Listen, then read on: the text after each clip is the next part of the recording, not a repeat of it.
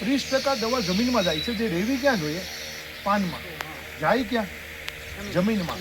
આજે ઘણા ખેડૂતો તો એક સિઝનમાં 30,000નું બિલ બને છે દવા ખાતરનું, બરાબર ને? વર્ષમાં 1 લાખનું બિલ બને છે, એમાં 30,000ની દવા જમીનમાં જાય. ફેલ, કોઈ અર્થ નથી, રિઝલ્ટ મળતું નથી. એક બીજો પ્રોબ્લેમ છે, હંમેશા રોગ અને જીવાત ક્યાં હોય? પાનની નીચે. આપણે દવા ક્યાં છાંટીએ? મોટા ભાગની દવા સ્પર્શઘાતક ઝેર છે, એ સ્પર્શ થશે તો જ મરશે, બાકી મળશે નહીં. દવા ઉપર છે, રોગ ને જીવાત નીચે છે. આ એક બીજો પ્રોબ્લેમ છે ખેડૂતને, એનું સોલ્યુશન પણ આમાં છે. એક ત્રીજો પ્રોબ્લેમ છે, દવા શેની બનેલી છે? પેટ્રોલિયમ પદાર્થની, તેલની. અને આપણે કેમાં નાખીએ છીએ? પાણીમાં. એટલે કેમાં નાખીએ? પાણીમાં. પાણી ને તેલ કોઈ દી 100% મિક્સ થતું નથી. આ ત્રીજો પ્રોબ્લેમ છે, એટલે રિઝલ્ટ નથી મળતું. આ ત્રણ પ્રોબ્લેમનું સોલ્યુશન આ એક પ્રોડક્ટમાં છે. તમે ડેમો કરીને ખેડૂતને બતાવી શકો. પહેલો પ્રોબ્લેમ, ચાલો કયો કીધો તો મેં?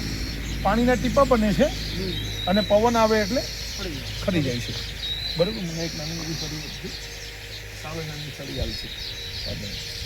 હવે આ પ્રોબ્લેમનો ઉકેલ શું? તો આ પ્રોબ્લેમનો ઉકેલ છે બાયો-99. કેવી રીતના? અચ્છા, આનો ખર્ચો કેટલો થાય છે? એક પંપ દીઠ આ 500 ml વાળો તો 1050માં ખેડૂતને પડે છે, અને 100 પંપ થાય એટલે લગભગ 10-10.5 રૂપિયાનો એક પંપ, ખાલી 10.5 રૂપિયાનો. હવે જુઓ, આ ખરી જશે દવા, બધી ટીપું છે ત્યાં સુધી ખરી જશે. હવે બાયો-99 શું કામ કરે છે? કોઈ પણ દવા સાથે બાયો-99 મિક્સ કરો તો તે ટીપું બનવા જ નથી દેતી, તે ડાયરેક્ટ સ્પ્રેડિંગ જ થશે.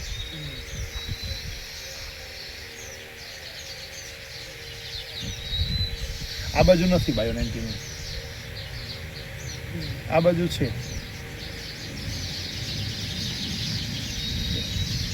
એને લીધે શું થશે? પાણીનું ટીપું નહીં બને તો ખરવાનું પ્રમાણ ઓછું થઈ જશે, નીચે જમીનમાં ઓછી જશે દવા બચી જશે 30%. હવે જુઓ, તમે અહીંયા ક્યાં દવા અડેલી છે? અહીંયા અડેલી છે, ત્યાં પાણી નાખવાનો હું પ્રયત્ન કરું છું, ટીપું નહીં બને, દેખાય છે કે? પણ અડેલી ક્યાં નથી? અહીંયા નથી અડેલી. મતલબ શું થશે ખબર? સ્પ્રેડિંગ જ થઈ જશે સીધે. એટલે પેલો પ્રોબ્લેમ હતો ને, ટીપું બનીને જમીનમાં દવા ખરી જાય, પ્રોબ્લેમ સોલ્વ.